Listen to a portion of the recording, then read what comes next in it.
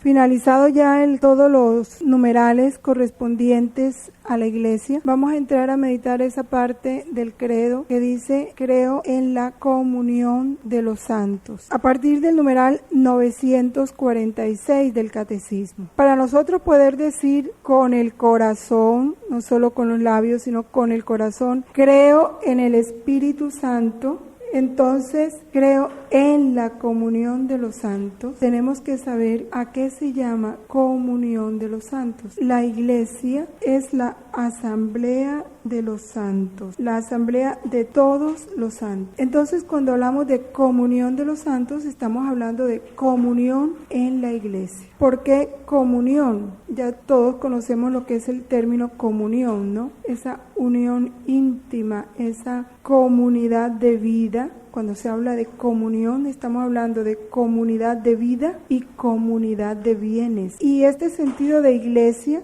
aquí se da en una forma total. Estamos hablando no solo de la iglesia peregrinante, sino de la iglesia triunfante y de la iglesia purgante. San Pablo siempre nos habla de que todos los creyentes formamos un solo cuerpo, y uno detenerse en eso, ¿no? Todos formamos un solo cuerpo, todos estamos en un mismo lugar, no estamos dispersos, no pertenecemos a seres diferentes, a un solo cuerpo, cuya cabeza es Cristo. Es entender, cuando con el corazón entendemos esto, yo creo que es suficiente para acabar cualquier división, cualquier separación, cualquier distanciamiento. Estamos en un solo cuerpo. Esa cabeza es Cristo, y lo que se comunica, esa comunión, se da en razón de la cabeza, que es Cristo, porque Él es el miembro más importante. Él es el que regula esa comunión. Por eso es el bien de Cristo el que se comunica a todos los miembros, porque la cabeza es Cristo, pero la vida de ese cuerpo, ¿cuál es? La vida de Cristo. Esa es la que se nos da en el bautismo. ¿Por qué se nos da la vida de Cristo en el bautismo? Porque en el bautismo nos mete en Cristo, nos injerta en Cristo. Es como si ese cuerpo se fuera formando en la medida en que se van bautizando las personas, ¿no? Van entrando a ese cuerpo hasta que alcance la totalidad de sus miembros en número y en estatura, en crecimiento espiritual. Ahora, la vida de ese cuerpo es Cristo, y esa vida se nos comunica a través de ¿qué? Del Espíritu Santo. Y ese Espíritu Santo, que es la misma vida de Cristo, es el que se nos da a través de los sacramentos, porque Cristo en cada sacramento dejó su vida. Cuando yo me acerco a un sacramento, me acerco a alimentarme de esa vida de Cristo. Entonces, Él me da su vida para que la vida de Él que está en mí se fortalezca y alcance su plenitud. Por eso todo se da en razón de Cristo. Y todos los bienes, por eso se habla de un solo bautismo, ¿sí? Una sola fe, un solo bautismo, un solo espíritu, un solo Señor, que es Cristo, un solo espíritu, que es el que nos guía. Todos los bienes que se nos comunican llegan a formar parte o a constituirse un fondo común, porque es un mismo espíritu. Son muchos los bienes, muchos bienes o carismas, son múltiples, pero todos provienen de un mismo espíritu, que es el fondo, la fuente de todos esos bienes, de todos esos carismas. Un fondo común, de ahí parte todo. Nadie lo puede recibir por otro medio, sino a través del Espíritu. Estos numerales del 946 y el 947, entonces nos llevan a concluir esto. Esa comunión que se da en el cuerpo místico de Cristo se da en dos sentidos. Tiene dos significados muy relacionados, que son: hay comunión en las cosas santas y hay comunión en las personas. Ya eso lo vamos a explicar. Dice aquí esta nota explicatoria del catecismo: Santa Santis, lo que es santo para los que son santos. Es lo que se proclama por el celebrante en la mayoría de las liturgias orientales en el momento de la elevación de los santos dones antes de la distribución de la comunión. Los fieles, que son los santos, se alimentan con el cuerpo y la sangre de Cristo, que es lo santo, ¿no? la cosa santa, para crecer en la comunión con el Espíritu Santo y comunicarla al mundo. Los santos se alimentan de lo santo, es el alimento de los santos, las cosas santas, ¿sí? La santidad es el alimento de los santos. Vamos a ampliar estos números del 946 al 948, viendo en los volúmenes algunas ideas importantes. Vamos al volumen 3, en el capítulo 1, nos está hablando precisamente de lo que es el alma víctima, que es hermoso contemplarlo desde este sentido, porque ¿qué es el alma víctima? El alma víctima, precisamente su trabajo es comunicar bien, y el mal que deben sufrir todos los miembros que están funcionando mal, que no están en santidad, que están en pecado, que están entorpeciendo el crecimiento del cuerpo místico de Cristo, lo tiene que sufrir el alma víctima, para que los bienes que ella posee de santidad se llegue a esos miembros que están enfermos y sanen. Ese es el intercambio hermoso que se da. En este capítulo 1, Luisa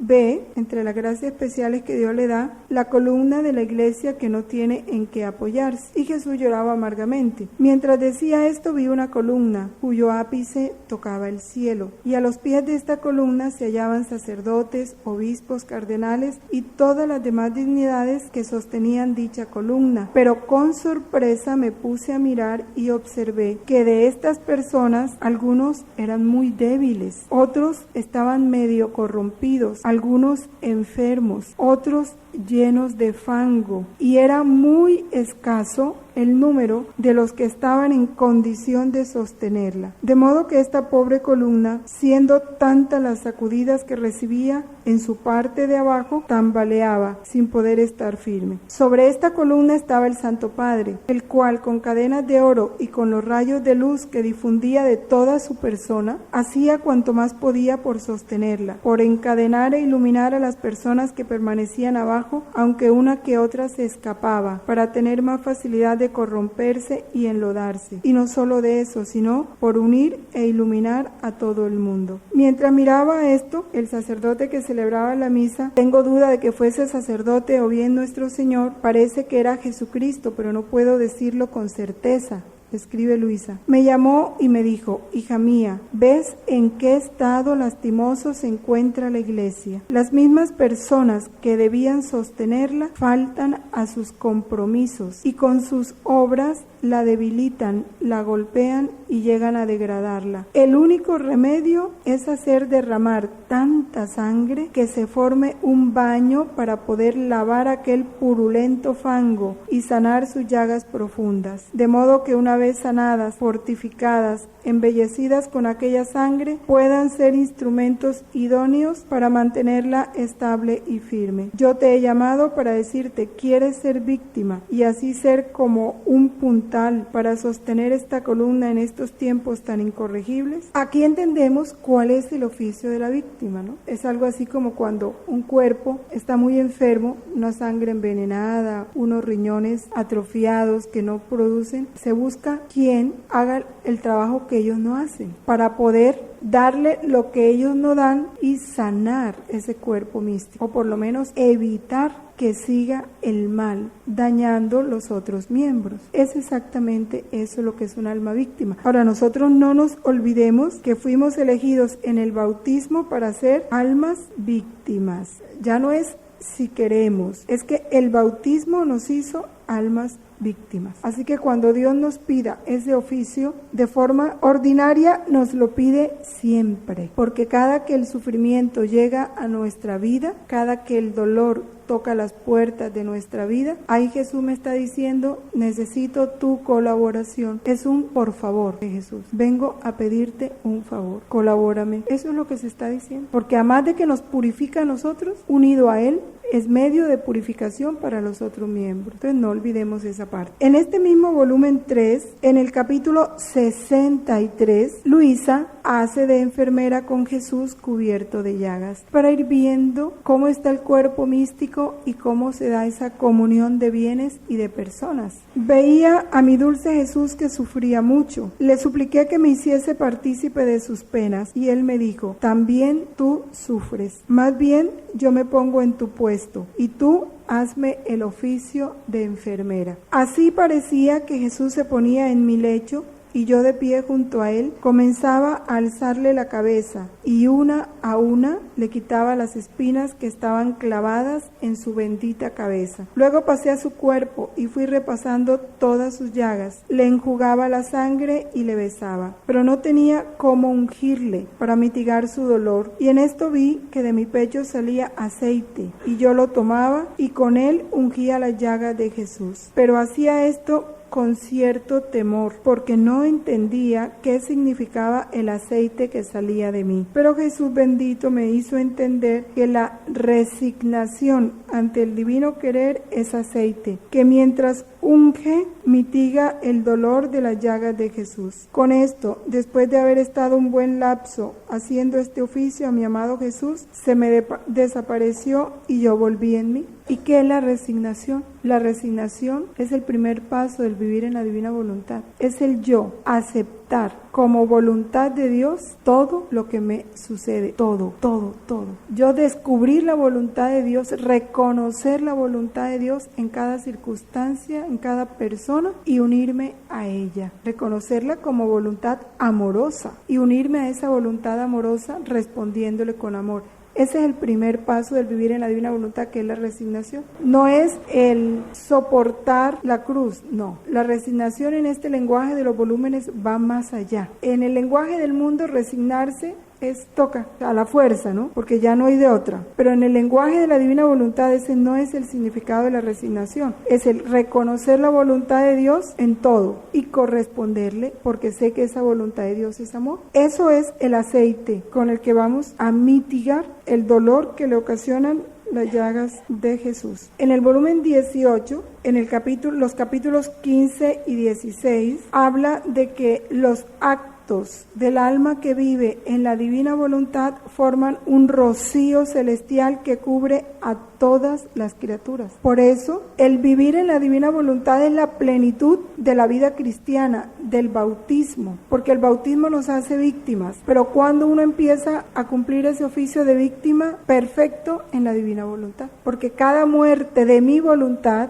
no necesito ser víctima como Luisa, una víctima extraordinaria, no, cada muerte de mi voluntad es ya un bien que recibe el mundo entero. Toda la iglesia se beneficia de ese bien, de ese acto divino. Igualmente, el oficio de sacerdote se da en plenitud, porque el sacerdote es el mediador entre Dios y el pueblo, y es el que recoge las ofrendas de todos, los sacrificios de todos, y los ofrece al Padre. Y el alma que vive en la voluntad de Dios es un sacerdote perenne, porque está uniendo en su acto el acto de todas las criaturas, y recogiendo en su acto el acto de todas las criaturas, Él lo coloca en el altar de su persona, de su vida, y se los ofrece al Padre en nombre de todos, para impetrar bienes para todos. Eso es lo que hace el sacerdote. Leamos lo que dice este capítulo 15. ¿Quieres saber qué recibe el alma viviendo en mi voluntad? Recibe la unión de la voluntad suprema con la suya, y en esta unión mi voluntad asume la tarea de dar la paridad de la suya con la voluntad del alma. Mi voluntad es santa, es pura, es luz, y quiere hacer pasar al alma a su santidad, pureza y luz. Y si la tarea del alma es vivir en mi voluntad, la tarea de la mía es la de dar en modo perfecto mi semejanza a la voluntad del alma. Ahora, la voluntad de Dios, ¿qué encierra en sí? Todos, dice, en su corazón estamos todos unidos. Si nosotros tomamos la voluntad de Dios, vamos a poseer todo lo que Dios es. Ahora, si el rocío hace tanto bien a las plantas, a menos que caiga sobre leña seca, cortada de las plantas, o bien sobre cosas que no contienen ninguna vida, y si bien éstas quedan cubiertas de rocío y como embellecidas, pero para ellas está como muerto, y al despuntar el sol poco a poco se le retira. Mucho más bien hace el rocío que hace descender mi voluntad sobre las almas, a menos de que estén del todo muertas a la gracia, y aún así, con la virtud vivificante que posee, trata de infundirles un soplo de vida, pero todos sienten, quien más, quien menos, según sus disposiciones, los efectos de este rocío benéfico. Qué interesante, todos sienten, aún los que están en pecado mortal, sienten ese rocío benéfico. Así sea para que se den cuenta que están en pecado y empiecen a sentirse mal. Ya eso es un bien, que no estén contentos. La divina voluntad, dice el capítulo 16, es vínculo de unión y de comunicación. Dice, vamos a leer una parte. Quitada mi voluntad, que une y vincula todo, entró el desorden, el caos, la desunión, las debilidades, las tinieblas. Solo el vivir en mi querer reordenará de nuevo este cielo y lo hará resplandecer con nueva luz. Por eso te digo que quiero encontrar a todos y a todo en ti. Esto nos lo dice a nosotros. Jesús quiere encontrar a todos, los de Rusia, los de Pakistán, los de Indonesia, los de África, a todos en nosotros. En cada acto nuestro, Jesús los quiere encontrar a todos. Que si Él cogiera su lupa divina y la pusiera sobre ese acto, ahí viera a toda la humanidad, realizando con nosotros ese acto, porque en su voluntad está toda la humanidad. Por eso te digo que quiero encontrar a todos y a todo en ti. Mi voluntad, acto primario de todas las criaturas, celestes y terrestres, te llevará a la comunicación de todos los actos de ellos, y tú quedarás ligada a ellos, y ellos a ti. Comunión de los santos. Comunión de bienes, entonces habla de todo, y comunión entre las criaturas habla de todos. Por eso el vivir en mi querer encierra todo y a todos. Entonces se atenta, pues quiero darte la cosa más grande que existe, pero quiero de ti suma atención, porque quien mucho da, mucho quiere recibir. Y el volumen 19, en el capítulo 8, por eso meditando esto, ya cuando nosotros recemos el credo, vamos a poder decir con más conciencia, ¿no? Creo en la comunión de los santos. Es como un decir, creo que en cada acto hecho en la voluntad de Dios, yo me vinculo a todo y a todos. Pero ella creerlo con certeza, reconocerlo y procurarlo, claro. Dice, ¿cómo con el vivir en el querer divino todos los bienes quedan concentrados en el alma? Todos los bienes.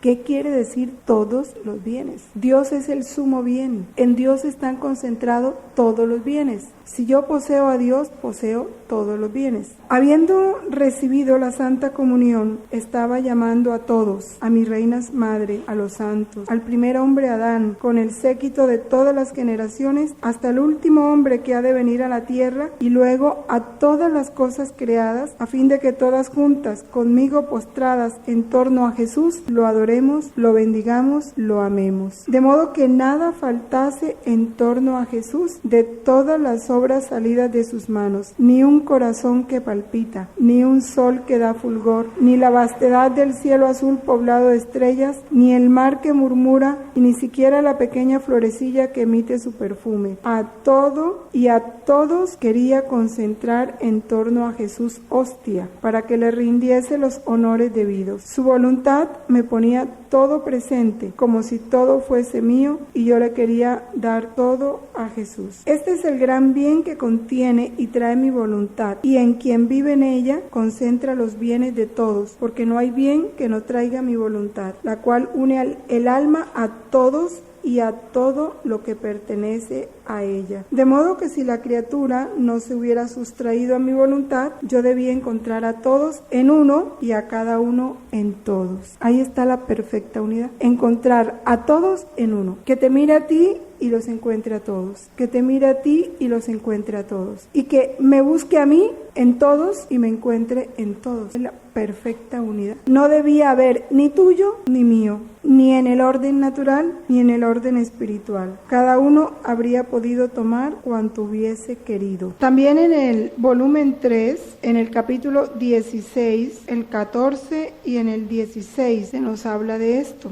de esta comunión de los santos. Vamos a leer solo un párrafo para no demorarnos mucho. Habla en el 14, habla de lo que lo hieren, las ofensas que recibe de quien frecuenta las cosas santas de la iglesia. Pero lo más importante de esto es dijéramos, el efecto contrario, ¿no? El alma víctima comunica bien, inyecta salud al cuerpo. Y las almas que ofenden a Jesús, sobre todo los que manejan las cosas santas, bloquean la gracia. Hija mía, cuánto impiden. Le presenta Jesús a Luisa en una iglesia cómo se le ofendía más que en otros lugares. No porque en la iglesia se cometan más pecados que en el mundo, fíjense, no porque se estaban cometiendo pecados, sino porque son ofensas hechas a Jesús por los que más quiere, por aquellos mismos que deberían exponer el alma y el cuerpo para defender el honor y la gloria de Dios. Por eso sus ofensas llegan con más dolor a su corazón. ¿Qué le muestra a Jesús? Unas almas devotas que por bagatelas insulsas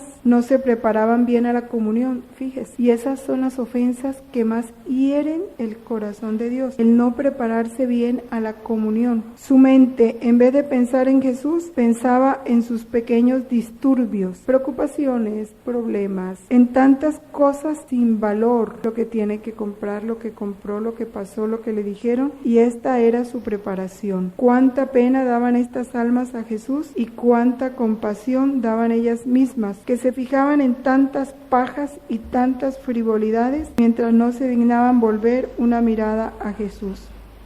Y este es el efecto que produce. Hija mía, cuánto impiden estas almas que la gracia se derrame en ellas. Yo no miro las pequeñeces, sino el amor con que se acercan, y ellas lo cambian todo. Hacen más cuenta de la hojarasca que del amor. Mejor, el amor destruye la hojarasca, pero con mucha hojarasca no se acrecienta ni un poquito el amor, más bien se lo disminuye. Pero lo que es peor de estas almas es que se turban tanto, pierden mucho tiempo, quisieran estar con los confesores horas enteras para decir minucias, pero nunca ponen manos a la obra, con una buena y esforzada resolución para arrancar estas hojarascas. ¿Y qué decir de los sacerdotes de estos tiempos? Actúan casi satánicamente, llegando a hacerse ídolos de las almas. Por mis hijos mi corazón resulta más traspasado. Me ofenden más, ofenden las partes de mi cuerpo, pero los míos me ofenden en las partes más sensibles y tiernas, hasta en lo íntimo del corazón. Enfermamos a Jesús del corazón. A veces uno no piensa, ¿quién se va a imaginar que un comulgar superficialmente puede producir esto? Lastimar el corazón del cuerpo de Cristo. Y si lastima el corazón es el que lleva la vida, todo, ¿no? Eso va a resonar en todo el cuerpo, porque habiendo podido yo hacer un acto divino, no lo hice. Y el rocío que debieron haber recibido todas las almas para embellecerse, para refrescarse, se pierde por yo estar enfrascada en mis cosas. Es el dolor. Y en el capítulo 16 habla de las alabanzas o desprecios de los demás, que cuando el corazón está lleno del conocimiento de sí mismo, yo soy nada. Las alabanzas de los hombres son como olas del mar que se alzan y hacen ruido, pero nunca salen de su orilla. Debes estar atenta a esto, que de las alabanzas y de los desprecios de las criaturas no debes hacer ningún caso, porque eso es lo que nos turba. Y en el capítulo 18 de este mismo volumen 3 habla de que en la iglesia está simbolizado todo el cielo, y que los miembros sanos y luminosos y los miembros infectados y tenebrosos también están en ese cuerpo místico. Habla muy bonito de este cuerpo, esta comunión de los santos.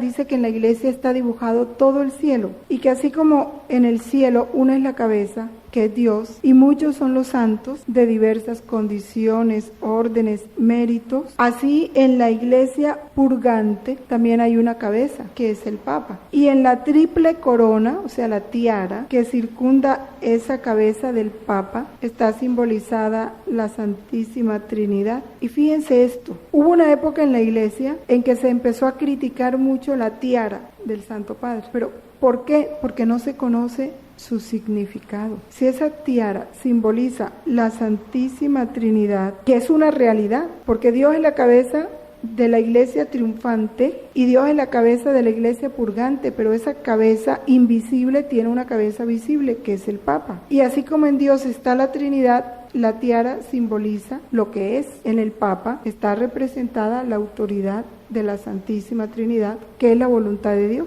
Si se conociera el significado de las cosas, era tontería ponerte a pensar si la tiara del Papa era de oro, de piedras preciosas, lo que fuera. ¿No lo merece acaso la Santísima Trinidad? Si eso va a simbolizar la Santísima Trinidad, pues poquito es que sea de oro, ¿sí o no? Toda nuestra ignorancia que nos lleva a veces a decir tonterías, sandeces, porque ponemos el sentido y el significado en lo que no es. Muchos son los miembros que dependen de esta cabeza, las diversas dignidades, obispos, cardenales, párrocos, diversas órdenes superiores e inferiores, desde el más pequeño hasta el más grande. Todos sirven para embellecer mi iglesia. Cada uno, según su grado, tiene la función a él encomendada. Ahora, con el exacto cumplimiento de las virtudes, llega a dar de sí en mi iglesia un esplendor lleno de fragancia, de modo que la tierra y el cielo quedan perfumados e iluminados. ¿Cuándo? Cuando cada uno cumple exactamente la misión que se le encomienda. Si eso hacen,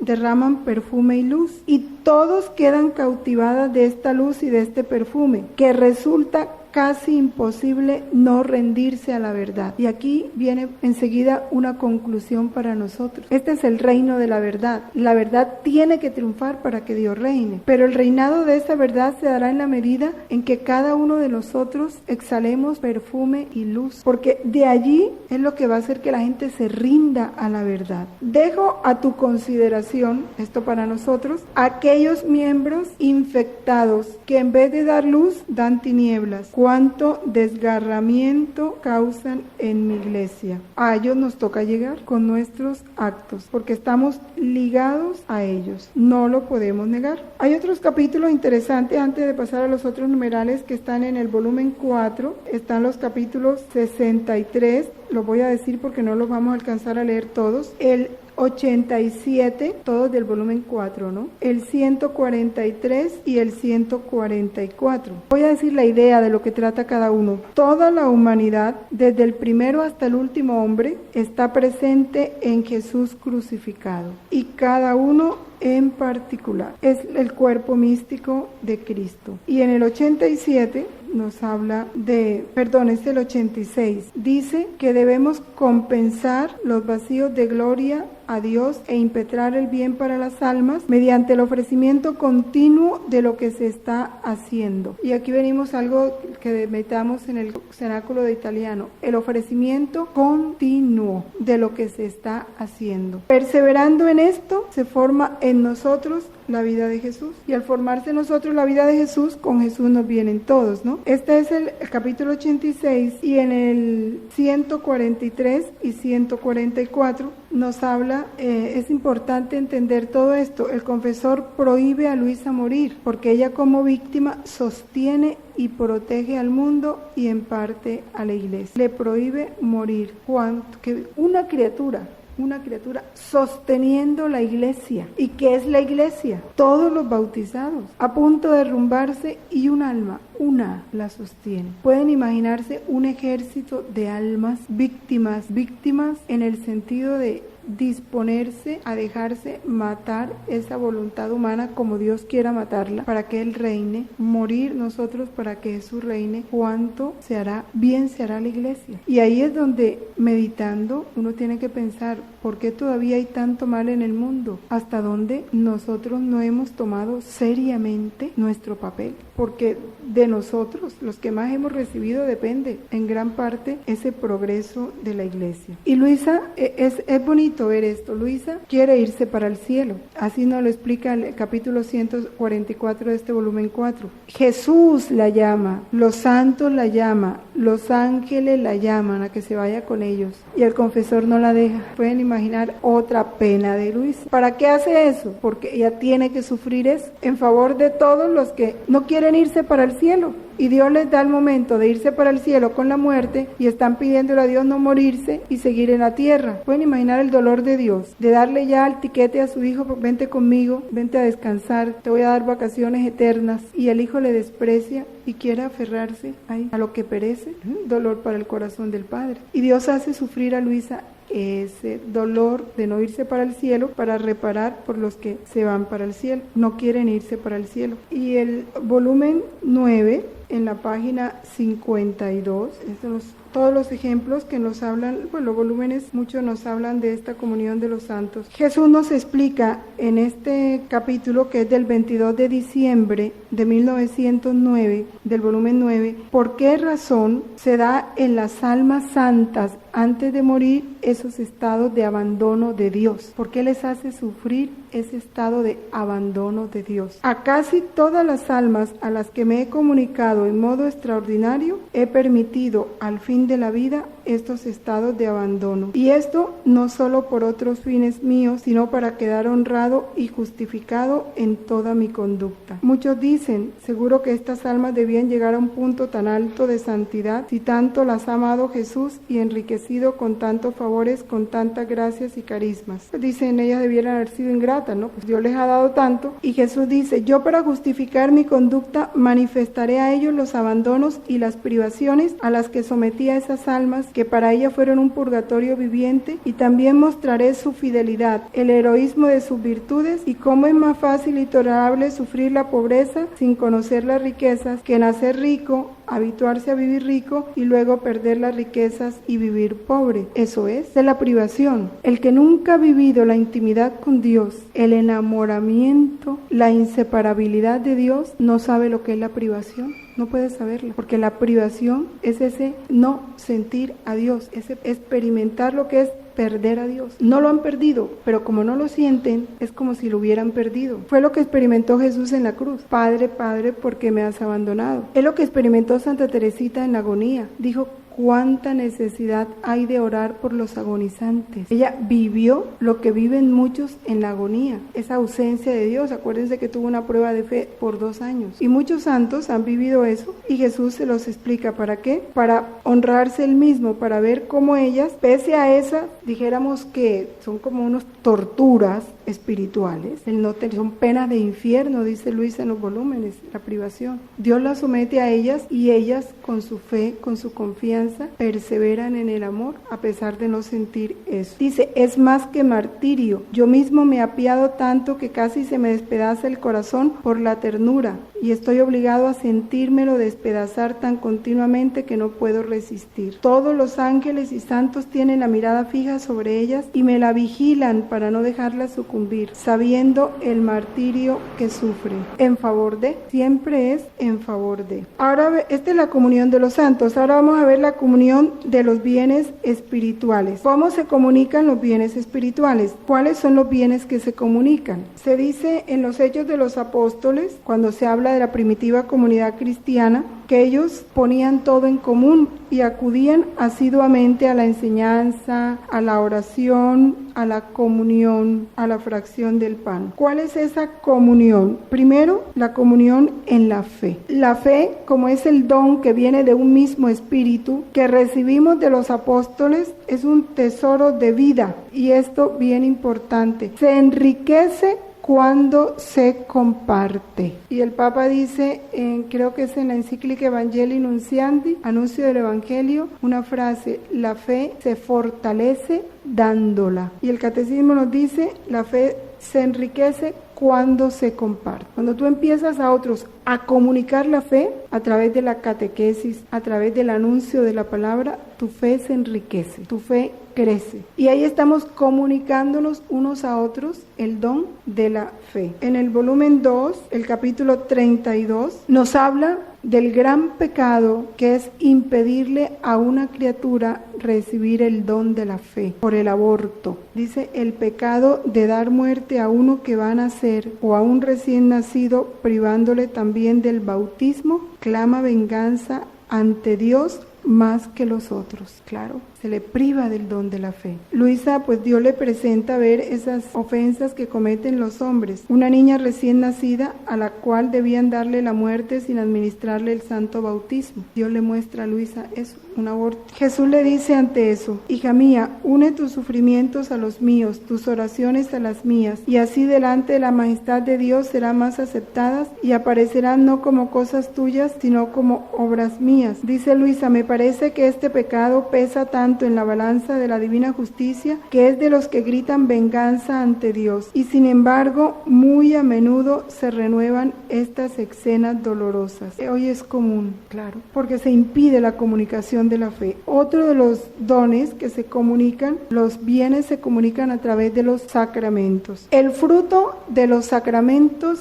pertenece a todos. Qué importante. No solo al que lo recibe, sino a todos. Mi comunión, el fruto de mi comunión pertenece a todos. El fruto de la Eucaristía en la que yo participo pertenece a todos. Vamos en el numeral 950. Porque los sacramentos y sobre todo el bautismo, que es como la puerta por la que los hombres entran en la iglesia, son otros tantos vínculos sagrados que unen a todos y los ligan a Jesucristo. Por eso la comunión de los santos es la comunión de los sacramentos. Entonces yo no puedo decir creo en la comunión de los santos e irme a recibir el sacramento solo para mí. Ya yo con este conocimiento, nada en mí debe ser individual. Ya nosotros nos podemos llamar humanidad, porque en cada acto nuestro tiene que estar encerrada toda la humanidad. El nombre de comunión puede aplicarse a cada uno de ellos. En vez de decir sacramento del bautismo, puedo decir la comunión del bautismo, porque cada uno de ellos nos une a Dios. Cada sacramento, en cada sacramento entramos en comunión con Dios y con los hermanos. Entonces es una comunión. Pero este nombre es más propio de la Eucaristía que de cualquier otro. ¿Por qué? Porque en la Eucaristía es la que lleva esta comunión a su máxima expresión, ¿no? Porque todo un Dios en donde está todo, porque si Jesús en la encarnación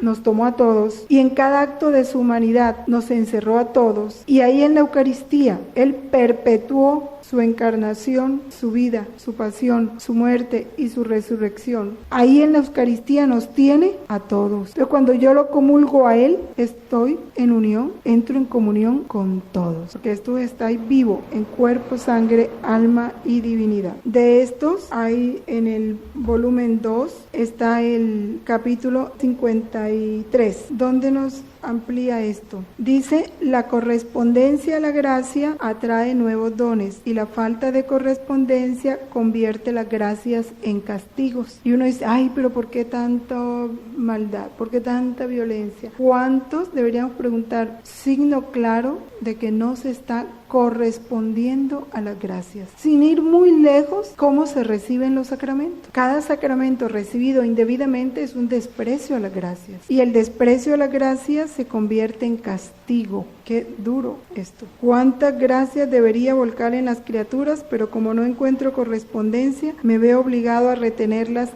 en mí. Más aún, me hacen cambiarlas en castigo. Y nos dice a nosotros, empeñate tú en corresponderme a las tantas gracias que estoy derramando en ti. Pues la correspondencia es la puerta abierta para hacerme entrar en el corazón y formar en él mi habitación. La correspondencia es como aquella estima que se usa con las personas cuando vienen de visita, de manera que atraídas por ese respeto, por esa atención, por esa cordialidad con que se les recibe, se ven obligadas a venir otra vez y a no quererse separar. Entonces después tomémonos un descanso y después volvemos a continuar la reflexión sobre estos puntos.